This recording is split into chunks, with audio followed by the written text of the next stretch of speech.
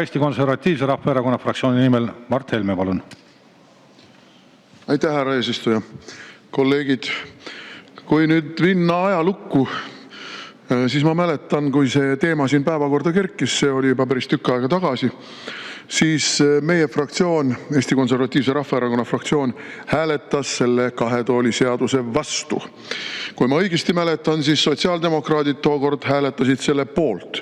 Kui nad nüüd ütlevad, et nad toetavad Keskerakonna poolt algatatud eelnõud, siis on nad teinud mõningad korrektiivid oma suhtumises. Miks me olime vastu ja miks me praegu toetame seda eelnõud? Väga lihtsal põhjusel.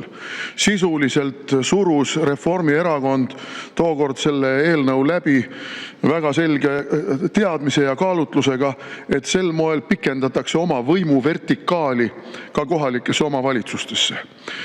Just nende samade Riigikogu liikmete näol, kes kandideerivad kohalikel valimistel ja loomulikult on eelisseisundis võrreldes kohalike inimestega, eriti alles poliitilist karjääri alustavate inimestega, ja saavad tõenäoliselt rohkem hääli, valitakse volikogudesse ja seda kaudu algab kahesuunaline liikumine. Ühelt poolt siis parteilise distsipliini ja parteiliste juhtnööride viimine kohalikku omavalitsusse ja teiselt poolt kohaliku omavalitsuse võimaluste kantimine koalitsioonierakondade kasuks, koalitsioonierakondade toetajate kasuks. Ühesõnaga, see oli üks nendest otsustest, mis aitas sillutada teed korruptsiooni laienemisele Eesti Vabariigis. Ja kui keegi ütleb, et ei, mingit korruptsiooni meil ei ole, no kuulge, teate, magage edasi.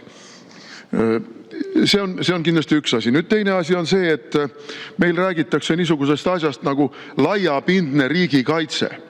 Ja ma ei hakka siin riigikaitsesse minema, aga täpselt samamoodi peaksime me suhtuma, et meil on laiapindne riigi valitsemine, riigi juhtimine, riigi poliitilises elus osalemine. Ja on täiesti üheselt selge, et see kahe tooli seadus seda laiapindset riigi juhtimises ja poliitikas osalemist pärsib. Võtab ära ebaausa konkurentsi teel kohalikelt inimestelt võimaluse ja kohalikud eelised selles töös ja elus osaleda ja surub need jällegi kitsasse sängi, mida juhitakse siit samast fraktsiooni tagatubadest ja erakondade tagatubadest. Nii et see on ebanormaalne seadus ja nagu ma ka oma küsimuses ütlesin, meil on siin ka väga selge juriidiline dissonants. Europarlamendi saadikud, kes kõigele lisaks peavad veel mitu tuhat kilomeetrit lendama selleks, et kuskile volikokku kord, ma ei tea, kuus või kord nädalas olenevalt volikogust koosolekuile ilmuda, no see on ju absurdne, sõbrad, see on ju täiesti absurdne.